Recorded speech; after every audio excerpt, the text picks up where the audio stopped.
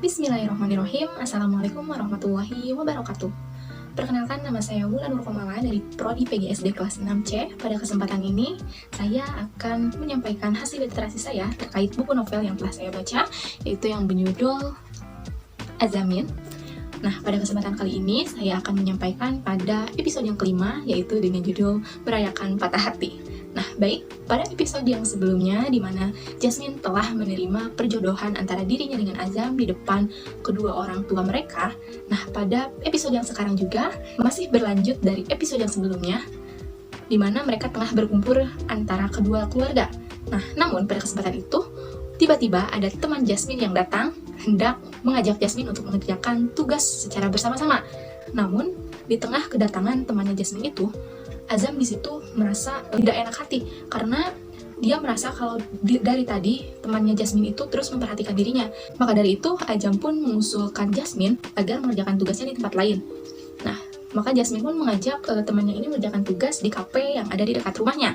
Nah, tibalah di kafe itu, namun di tengah mengerjakan tugas tersebut, temannya Jasmine yang bernama Sarah Rahmanisa ini, dia melontarkan banyak basa-basinya, mempertanyakan perihal laki-laki yang ada di rumahnya Jasmine tadi. Nah, jadi dia itu bertanya, laki-laki yang ada di rumah tadi siapa ya, Min? Katanya gitu. Teman kamu, katanya gitu. Jasmine pun di situ menjawabnya agak malas gitu. Iya, katanya. Dengan meraut wajah sambil melihat kesana kemari gitu. Nah, kemudian Sarah ini dia langsung melontarkan lagi pernyataan kepada Jasmine ini. Apakah kamu punya nomor HP-nya gitu? Jadi dia bertanya perihal nomor HP gitu. Dan di situ pun Jasmine tanpa basa-basi dia langsung memberikan nomor HP Azam, dan dia pun di situ berniat untuk melihat ya bagaimana gitu respon Azam ini kepada orang selain dirinya gitu ya. Kemudian Jasmine pun meminta izin untuk pulang terlebih dahulu karena dia anggap tugas yang telah dikerjakan itu sudah selesai. Namun di situ Sarah itu temannya justru menawarkan diri untuk bisa mengantarkan Jasmine pulang, padahal jarak dari kafe tersebut ke rumahnya Jasmine tidak begitu jauh. Dan Jasmine pun di situ tidak bisa menolaknya lagi karena sudah tahu maksud terselubung dari temannya itu. Setibanya di depan rumah Jasmine, dia sudah melihat sesosok Azam yang tengah tepat di depan rumahnya Jasmine. Kemudian Jasmine pun menyapa, berhubung dengan Sarah itu ikut mengantar Jasmine, dan dia pun mengikuti langkah kaki Jasmine pergi gitu. Disapalah Azam. Nah, kemudian Jasmine pun di situ memperkenalkan bahwa Jam, perkenalkan ini teman saya, katanya gitu. Kemudian dengan lantangnya Sarah itu memperkenalkan diri gitu ya. Namun Azam di situ terlihat sangat cuek gitu. Dan Sarah pun bilang, salam kenal katanya. Nanti cek WhatsApp dari saya gitu katanya. Kemudian dengan dinginnya Azam pun menjawab, ada perlu apa ya sama saya? Kalau ada perlu dengan saya, bicarakan saja di sini. Dan maaf, kalau kamu menyuruh saya untuk menyimpan nomor HP kamu, saya tidak bisa, katanya. Seperti itu.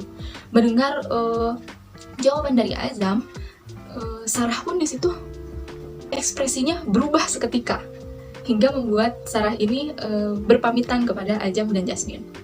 Nah, setelah itu, Jasmine pun berkata pada Azam, emang kamu nggak tertarik sama teman saya? Gitu katanya. Dia itu loh bisa dikatakan primadona kampus karena semua laki-laki yang ada di kampus itu hampir mengincar dia, karena dapat dikatakan dia itu anaknya soleh gitu, pintar masak dan lain sebagainya. Jasmine pun mengungkapkan semua perihal tentang Sarah kepada Azam. Namun Azam pun menjawabnya dengan singkat padat jelas, sehingga membuat Jasmine tidak dapat mengeluarkan kata-katanya lagi. Ya nggak apa-apa, katanya. Biarkan dia jadi primadona kampus, biarkan dia banyak disukai orang-orang kampus tapi tidak disukai oleh saya, gitu katanya. Di situ pun Jasmine ya ciut gitu. Kemudian hingga Azam berpamitan pulang karena kedua orang tuanya sudah selesai berbincang-bincang.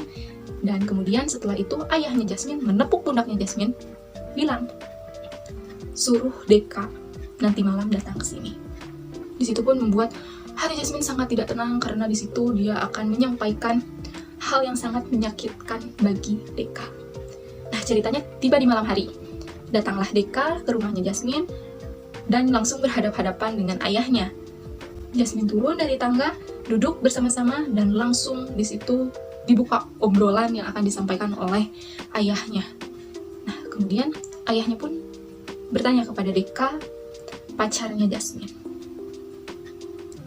Deka, katanya, kamu sudah berapa lama dengan anak saya? Katanya. Hari ini 4 tahun om, katanya gitu. Saya sudah tahu kamu sudah lama dengan anak saya. Dan saya juga tahu mungkin kalian masih saling sayang gitu.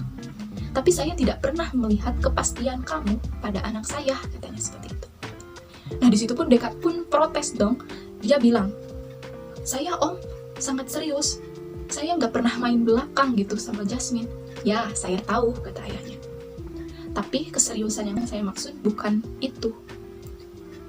Saya tidak melihat kamu serius kepada anak saya untuk mengajak anak saya melangkah ke jenjang yang lebih serius.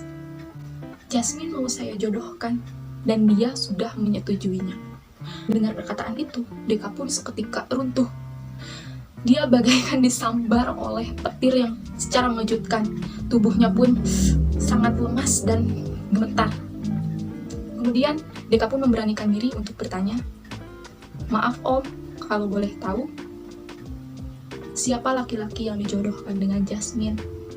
Tanya Deka seperti itu kepada ayahnya. Dan disitu pun tiba-tiba datanglah Azam yang masih berpakaian rapih dengan baju koko disertai sarung yang tersimpan di bahunya. Dia pun masuk, kemudian ayah Jasmine memperkenalkannya. Nah, ini yang akan saya jodohkan bersama Jasmine. Lihat kewibawaan Azam, penampilan Azam yang sangat jauh berbeda dengan Deka ini. Dia pun menyampaikan ucapannya dengan sangat berat hati. Oh, ini laki-lakinya om. Baik kalau begitu, saya ikhlas, katanya. Semoga Azam bisa menjaga Jasmine dengan baik. Dan saya mendoakan agar mereka berdua selalu bahagia hingga ke pelaminan. Ucap Deka. Nah, kemudian disitu pun setelah mendengar semua maksud dan tujuan Deka datang ke rumah Jasmine ini, Deka pun langsung berpamitan.